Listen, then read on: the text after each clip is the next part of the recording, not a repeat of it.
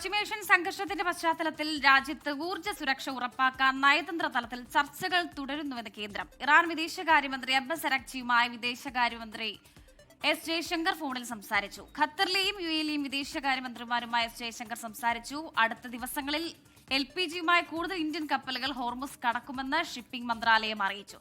അർജുൻ പീതാംബരൻ വിവരങ്ങൾ നൽകാനായി ചേരുന്നുണ്ട്. അർജുൻ, നിലവിലെ ഇനിയുള്ള നയതന്ത്ര ചർച്ചകൾ അതെങ്ങനെ പുരോഗമിക്കും എന്നതൊരു ചോദ്യമായി അവശേഷിക്കുന്നുണ്ട്.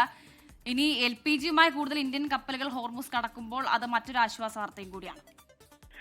അനൂപ്, വർഷ, ഈ ഹോർമുസ് കടലിടുക്ക് ബലമായി തുറപ്പിക്കുന്ന ഒരു നടപടിയിലേക്ക്, സമീപനത്തിലേക്ക്, അത്തരത്തിൽ നിർബന്ധിക്കേണ്ട ഒരു രീതിയിലേക്ക് ഇന്ത്യ പോകില്ല എന്നുള്ള കാര്യം നേരത്തെ തന്നെ വിദേശകാര്യ മന്ത്രാലയം വ്യക്തമാക്കിയതാണ്. മറിച്ച് നയതന്ത്രത്തിലൂടെയും ചർച്ചകളിലൂടെയും പ്രശ്നപരിഹാരത്തിന് വേണ്ടിയിട്ടുള്ള ശ്രമമാണ് ഇപ്പോൾ എന്തായാലും ഇന്ത്യ നടത്തിക്കൊണ്ടിരിക്കുന്നത്. അതിന്റെ ഭാഗമായി ദിനംപ്രതി ചർച്ചകൾ നടക്കുന്നുണ്ട്. കഴിഞ്ഞ ദിവസവും ഇന്നലെ രാത്രിയും അബ്ബാസ് അരാഗ്ചി ജയശങ്കറിനെ വിളിച്ച് കാര്യങ്ങൾ സംസാരിച്ചു എന്നുള്ള കാര്യമാണ് അദ്ദേഹം ഔദ്യോഗിക ട്വിറ്റർ അക്കൗണ്ട് വഴി ഇപ്പോൾ വ്യക്തമാക്കിയിരിക്കുന്നത്. അതിന് പുറമെ ഗൾഫ് മേഖലയിൽ വസിക്കുന്ന ഇന്ത്യക്കാരുടെ സുരക്ഷ ഉറപ്പാക്കാൻ വേണ്ടി കൂടിയാണ് അദ്ദേഹം UAEയിലെയും അതുപോലെ തന്നെ ഖത്തറിലെയും വിദേശകാര്യമന്ത്രിമാരുമായി നേരിട്ട് വിളിച്ച് സംസാരിച്ചിരിക്കുന്നത്. ഇപ്പോൾ ചൊവ്വാഴ്ചത്തേക്ക് ഡൊണാൾഡ് ട്രംപ് പ്രഖ്യാപിച്ചിരിക്കുന്ന ആ ഒരു ഡെഡ് ലൈൻ എന്ന് പറയുന്നത് ഇന്ത്യയെ സംബന്ധിച്ചും വളരെ ക്രൂഷ്യലാണ്. കാരണം ഏതെങ്കിലും തരത്തിൽ വലിയ തരത്തിൽ പ്രകോപനം ഉണ്ടാവുകയാണെങ്കിൽ അത് ഇപ്പോൾ ഇന്ത്യയുടെ ഭാഗത്ത് നിന്ന് നടന്നുകൊണ്ടിരിക്കുന്ന ചർച്ച, ഇന്ത്യയുടെ ഊർജ്ജ സുരക്ഷ ഉറപ്പാക്കാൻ വേണ്ടിയുള്ള ചർച്ചകൾക്കും അത് വലിയ തോതിൽ തിരിച്ചടിയായിരിക്കും. അതിന്റെ കൂടി പശ്ചാത്തലത്തിൽ ഇന്ത്യ അത്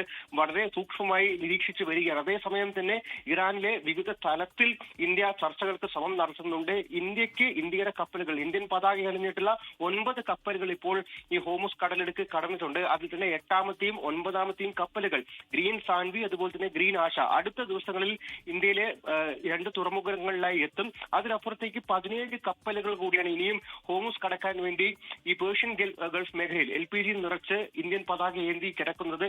ഈ കപ്പലുകൾ കൂടി ഹോർമുസ് കടക്കാൻ വേണ്ടിയിട്ടുള്ള ശ്രമങ്ങൾ ചർച്ചയിലൂടെ ഉണ്ടാകുമെന്നുള്ള കാര്യം തന്നെയാണ് ഇപ്പോൾ വിദേശകാര്യ മന്ത്രാലയവും അതുപോലെ തന്നെ ഷിപ്പിംഗ് മന്ത്രാലയവും വ്യക്തമാക്കിയിരിക്കുന്നത്. അടുത്ത ഒരാഴ്ചക്കുള്ളിൽ ഇതിൽ ബഹുഭൂരിപക്ഷം കപ്പലുകളും ഹോർമുസ് കടക്കും എന്നുള്ളൊരു പ്രതീക്ഷ അവർ പങ്കുവെക്കുന്നുണ്ട്. എന്നാൽ അതേസമയം തന്നെയാണ് ഈ ട്രംപിന്റെ ഇത്തരത്തിലൊരു ഡെഡ് ലൈൻ അത് വലിയ തോതിലൊരു ഭീഷണിയായി വരുന്നത്. ആ ഒരു ഭീഷണിയെ ഇന്ത്യക്ക് മേലൊരു ആഘാതമാകാതെ ഏത് തരത്തിൽ മറികടക്കാം എന്നുള്ള ശ്രമം കൂടിയാണ് ഇപ്പോൾ ഇന്ത്യ നടത്തിക്കൊണ്ടിരിക്കുന്നത്. അതിന്റെ ഭാഗമായിട്ടുള്ള നയതന്ത്ര ഇടപെടലുകളും ഈ ഒരു ഘട്ടത്തിൽ നടന്നുകൊണ്ടിരിക്കുന്നത്. ഊർജ്ജ സുരക്ഷ ഒന്നാമത്തെ കാര്യമാണ്. അതിനൊപ്പം തന്നെയാണ് മറ്റു നാടുകളിൽ, പ്രത്യേകിച്ചും ഗൾഫ് മേഖലകളിൽ വസിക്കുന്ന ഇന്ത്യക്കാരുടെ സുരക്ഷ എന്നത് അതുകൂടി ഈ ഒരു ഘട്ടത്തിൽ വിദേശകാര്യ മന്ത്രാലയം ഉറപ്പുവരുത്തുന്നുണ്ട്. ഒരേ സമയം തന്നെ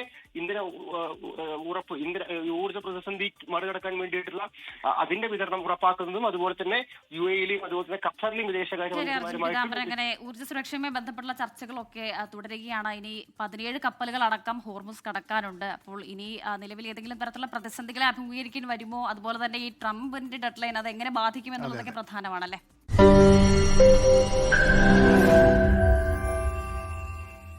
ലോകത്തെവിടെയായാലും ഏത് സമയത്തും 24 വാർത്തകളും ഓഗ്മെന്റഡ് റിയാലിറ്റി പാക്കേജുകളും എക്സ്പ്ലെയിനറുകളും വിശദമായി കാണാൻ ഞങ്ങളുടെ YouTube ചാനൽ നിങ്ങൾക്ക് സബ്സ്ക്രൈബ് ചെയ്യാം.